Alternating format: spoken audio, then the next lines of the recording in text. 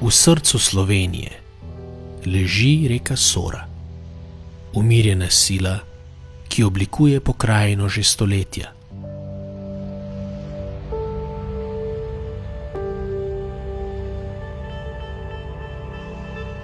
Sora je hudourniška voda.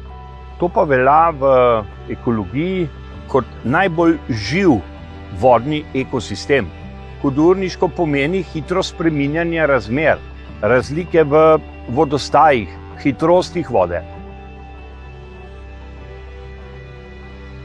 To se pravi, dobimo prve šuse pomlad, pozno, ko se sneg topi, in pa jeseni, ko je dež. Zato se pa imenuje dežno-snežni režim. Takih ni veliko v Sloveniji, ta pa je. To pomeni tudi nasičenje s kisikom. To pomeni, da imate noter zelo različne vrste organizmov.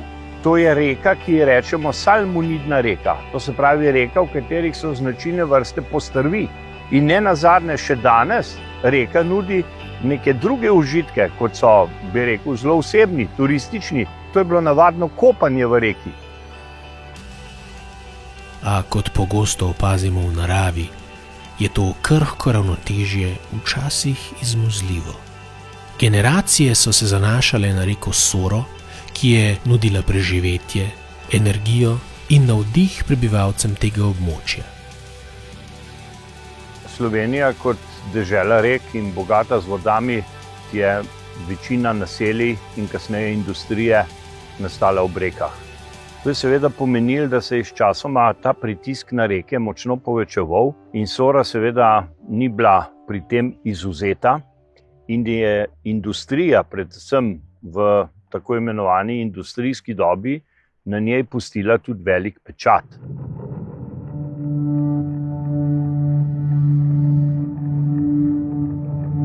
Ko je pa prišla po drugi svetovni vojni drugo vrste industrija, je bilo pa tako rekoč že nasilje nad rekami.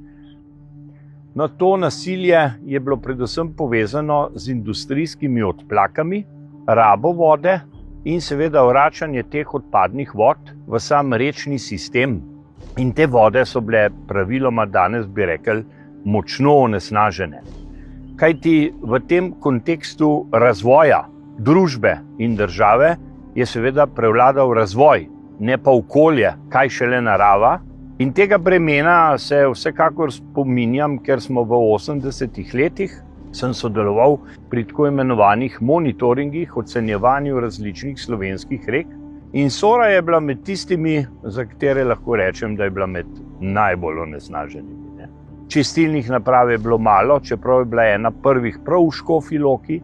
Je pa zanimivo z tega vidika, se spominjam, da je bil en prvih, danes bi mu rekel, okoljskih protestov, je bil pa prav na reki Sori oziroma pred eno industrijsko stavbo, ko so domačini, to se pravi civilna iniciativa, bi danes rekel, prvič protestirali, da je treba reko ohranjati.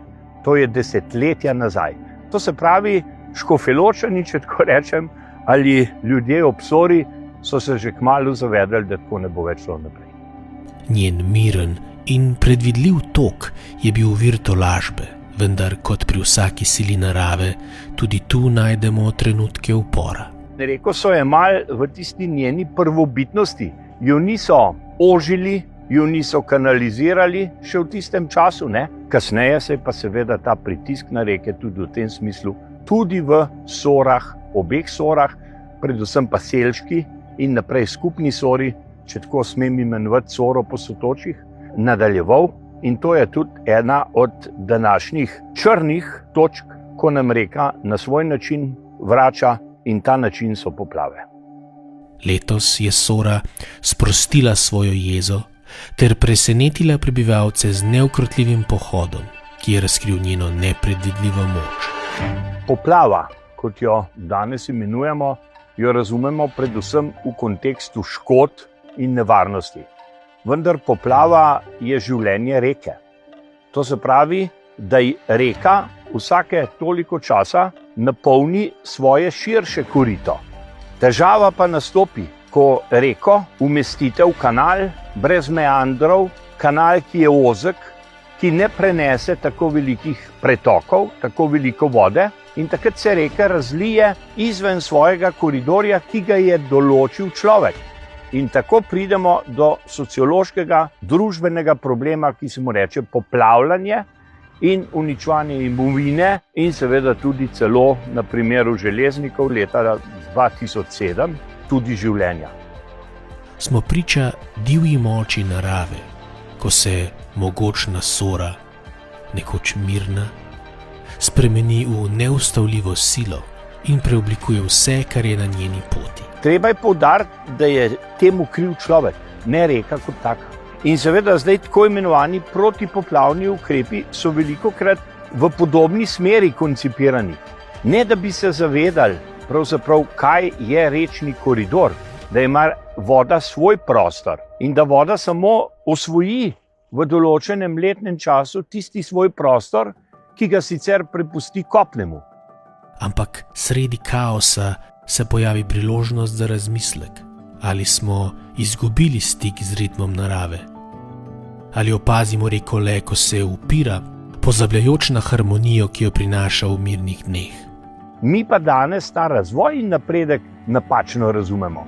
Razvoj ni v gradnji tovarn na vodovarstvenih območjih. Razvoj je seveda naše sobivanje, ki ga moramo pravilno razumeti. In Soro, če pogledamo, pravzaprav je sorazmerno majhno območje Nature 2000, ki pripada res Sori, torej rečnemu sistemu. V večini primerov pripada gozdnim območjem, s katerimi pa človek danes gospodari ali, kot rečemo, upravlja na način kapitalskega dojemanja narave, torej iz plena. In to se nam praviloma maščuje. Zato Natura 2000 ni omejitev, ampak je dodana vrednost našemu bivanju. In z tega vidika jo moramo jemati, torej ohranjanju nečesa, kar je včasih pomenilo standard. Danes pa Natura 2000 pomeni skoraj da butična okolja, kjer smo vendarle ohranjali nekaj narave. Čas je za spremembo perspektive. Namesto da skušamo podrediti reko, se lahko naučimo plesati z njenimi tokovi. Narava nas bo preživela, nedvomno. Tudi če jo bomo zadavali s škarpami, narava bo našla svoje odgovore. Vprašanje pa, če jih bomo mi. Poziv k dejanju je jasen. Gradimo trajnostno prihodnost, kjer sobivamo z reko Soro in cenimo krhko ravnotežje, ki ga ponuja narava. V plimi in oseki življenja se skriva lekcija, ki nam jo prinaša reka Sora. Ne pozabimo na lepoto, ki nas obdaja, tudi v času izzivov. V objemu narave lahko najdemo pot do bolj harmoničnega obstoja.